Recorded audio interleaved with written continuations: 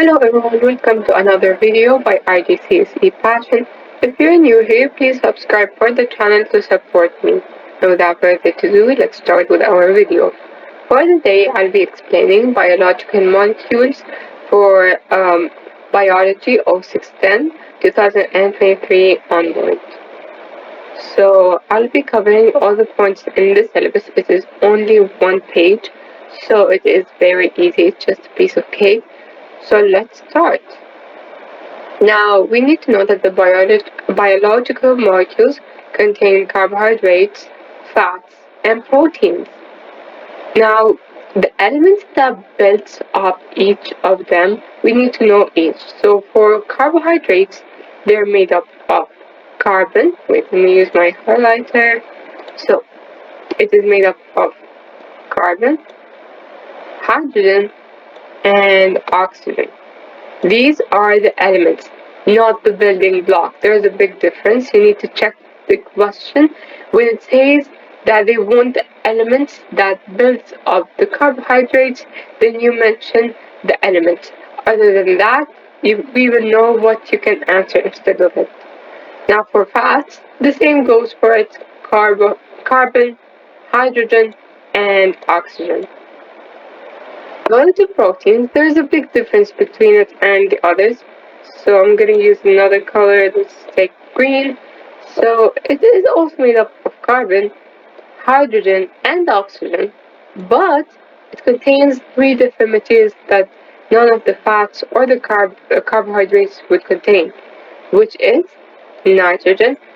Like it would always contain nitrogen, and there is some expectational cases which contains sulfur or phosphorus, but mainly it is nitrogen. Okay, so you need to know all of the three new elements that haven't been mentioned in carbs nor fats.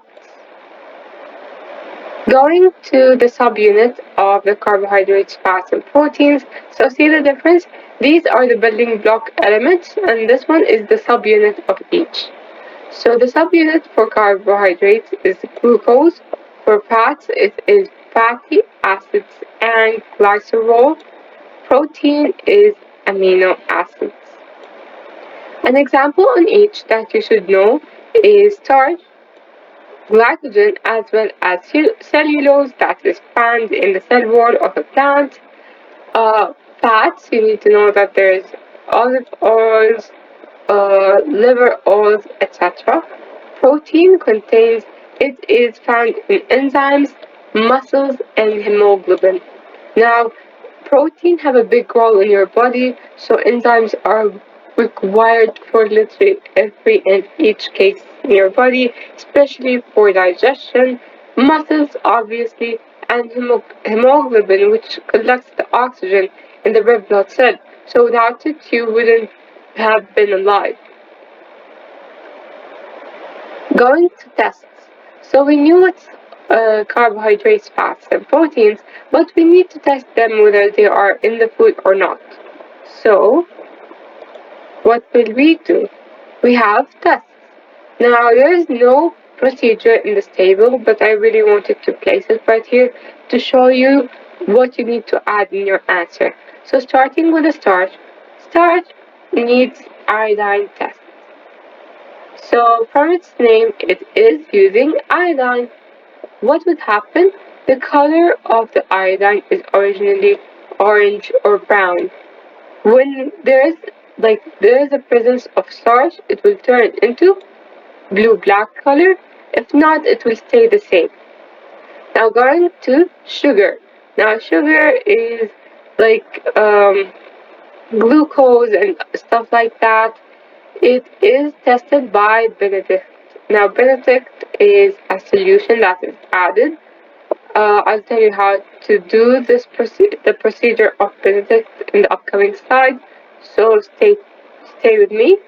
So the color of Benedict is originally light blue. With the presence of sugar, it would turn into green to brick red. So there's a range of colors for Benedict solution, and as I said earlier, I'll tell you more details on it. And if there is no sugar, it stay the same color. There wouldn't be any change. Going to ethanol. Ethanol is related to lipids. You want to test for fats. Lipids is related to fats. You use ethanol. So ethanol is originally colorless.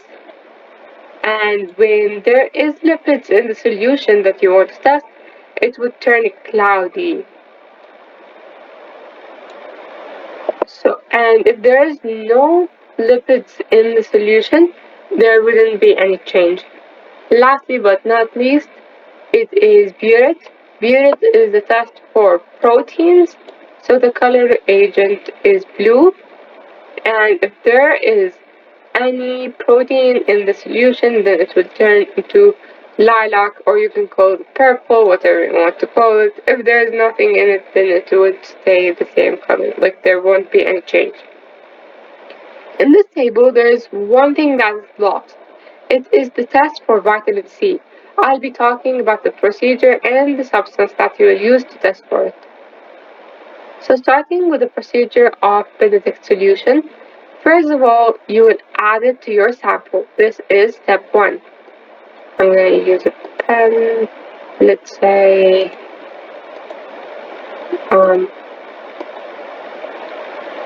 blue. Add Benedict solution to our sample. Now you don't need to know any of these. I'm going to just draw over it. You don't need to know that. You just need to know that it is a Benedict solution. So first of all, you'll add it to the solution. Then you would add test sample, and then you would heat it. Heating is in the process. Now the heating should be around 80 Celsius.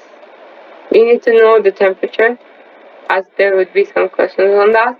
So it would require around 80 Celsius.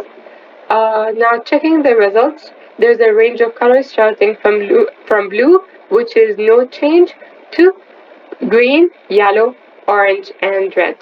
Moving on, for starch, as we said, it's an iodine test. So you just add several drops of iodine to the sample, and then it would turn it into blue-black color, like from brown to blue-black. And then we have burette. Burette is the test for proteins. So here we have our food sample. When we add several drops of burette solution, it would turn, like they placed the several, like a case between the result, which is the pink color, like there's not that much of protein, but the main color is purple or lilac. Here is the case for lipids, which is tested by ethanol. So when you add ethanol to the solution, let me just write ethanol.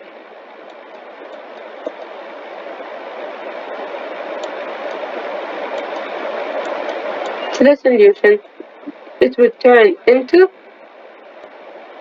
cloudy. You need to mention the result.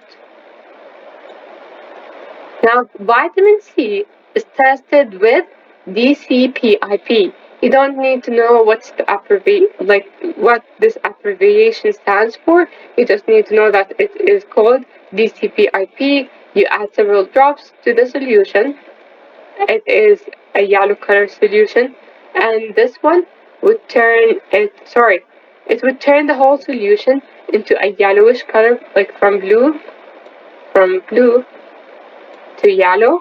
And if there is no vitamin C in the solution, it would stay the same. No change. Now, lastly, we'll be talking about DNAs. Now, DNA, wrong slide. So, you need to know that it is a double helix structure, just like this image. Here we have two strands, and we call them double helix. It is made up of different bases, which is the chemicals of the structure, which is CGAT, cyanine, guanine, adenine, and thymine. I guess you don't need to know their names, but you need to know the abbreviation, which is CG and ANT. Thirdly, it is like the helix is held through two bases being bonded together. So you need to know what bonds with the other. A and T are bonded with a one hydrogen bond. Now this one is an H bond,